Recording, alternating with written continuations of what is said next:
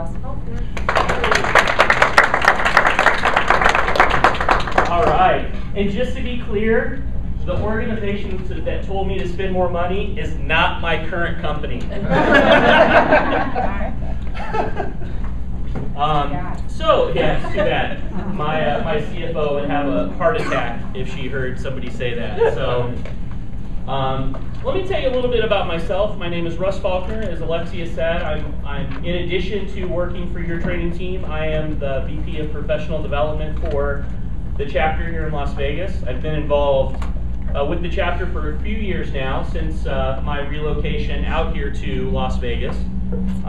My wife and I relocated about 2 years ago, a little more than 2 years ago, from balmy Columbus, Ohio, where we were for a couple years. And if you ever want to know something about somewhere, come ask me, because I probably lived there at some point in time. This is my 25th move here to Las Vegas.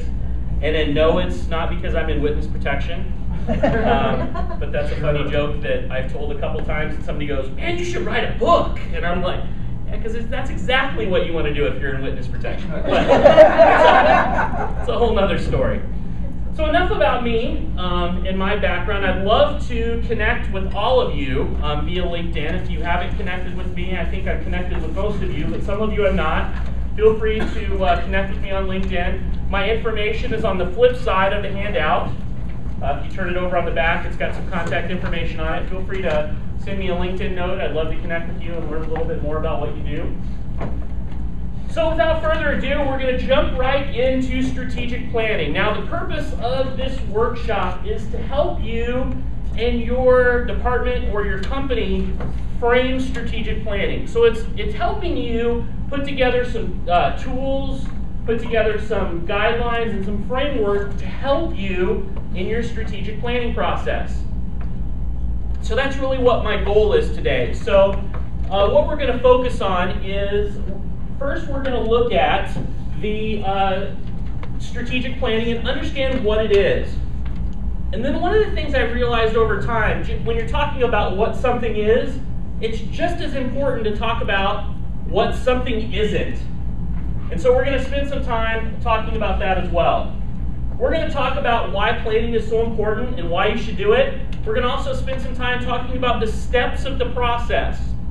We're going to look at some common pitfalls, and then we're going to take some time to answer some questions. And if we have time today, we're going to look at some tools that you can use in your strategic planning process. Now, I use some pretty formal tools when I do strategic planning. When you do strategic planning, it's not as important to use the tools that I'm providing here.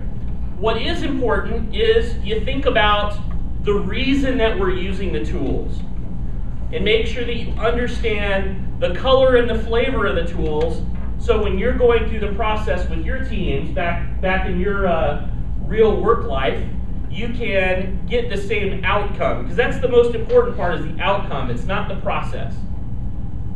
So let's start off with strategic planning. So after today's session, you should be able to understand the importance of creating and executing a plan. You should be able to know the steps to planning and be able to link strategic planning to impact for your company. Because let's face it, if you can't tell us the impact, it's not going to get approved. You guys agree with that? Yeah. So we're going to talk a little bit about that impact as well. So we're going to start off by doing a quick activity. So I want you to raise your hand if you have, or your company or department, and for the majority of this presentation, I want you to look at it through the lens of your department. Okay? So your department, or if you're a small company, your company department. So let's look at it through the lens of your department. So does your department have a strategic plan for this year? Raise your hand if it does. Okay, raise your hand if it doesn't. Okay? Now here's the important one. For those of you that raised your hand, let's look at this. How many feel like you hit your goals for 2012? Your organizational or department goals. How many of you guys felt like you hit those? A couple of you? Okay, a couple of us did. But for the most part, guess what? The majority of us didn't. Okay, and we're going to talk about why that's the case here in a few minutes. So before we jump into that, I want you to do a quick activity at your table. Okay, if you want to come over to this table and maybe try to form groups of 4. If you can somehow do like groups of 3 or 4, and talk. This is a self-forming activity, so you have to get to know people. Why do you think? Yeah, I know. I have fat fingers. Why don't we all join together? This is what happens when you do a presentation at 3 in the morning. Because Carlos a guest. I didn't know there was a hidden thing. There was a hidden thing, yes. It was that I can't type. So I want you to ask this question: why do you think, with the K, your plan wasn't successful? So what are the reasons you think your plan wasn't successful? So we're going to take like 3 minutes as a table group, and I want you to talk about that, why you think your plan wasn't successful for 2012. So who'd like to share their reasons why they think that planning wasn't successful? Who'd like to share? Kim. We volunteered. I was voluntold. We talked a lot about, well, there was 2 primary things. One is when executive management makes a decision that is going to impact your team, and you make plans based on your team and your process being a certain way, and then there's something that adversely impacts. And then, of course, the other thing is the competing priorities.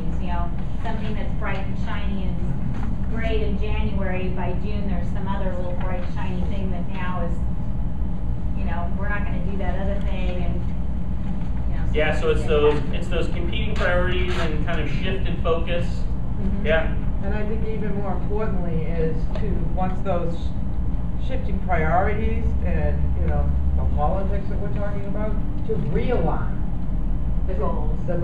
Absolutely. That's the key. And we're going to talk about that here in a minute, because that's an important piece. Yeah, definitely. And we're going to talk about that in a minute, because one of the things that's extremely important in strategic planning is that it's not a rigid end-all document. When you put together your departmental or organizational strategic plan, it can't be rigid. If it's rigid, what happens? It breaks. It doesn't work. And we're going to talk about some things to mitigate that. And so competing priorities are definitely a challenge. And that's something that we're going to talk about as we move forward. So strategic planning is critical. And it's important to talk about what it is when we're going through the process. So strategic planning really answers the question, where do we want to be in a time period from now? So I have 1 year up here, I have 1 year in your handout, but it could be, where do we want to be in 5 years? Where do we want to be in 6 months? Where do we want to be in 10 years? So it answers the question, where do we want to be at some period in the future? And then it also helps the department and your organization make key choices about why we exist.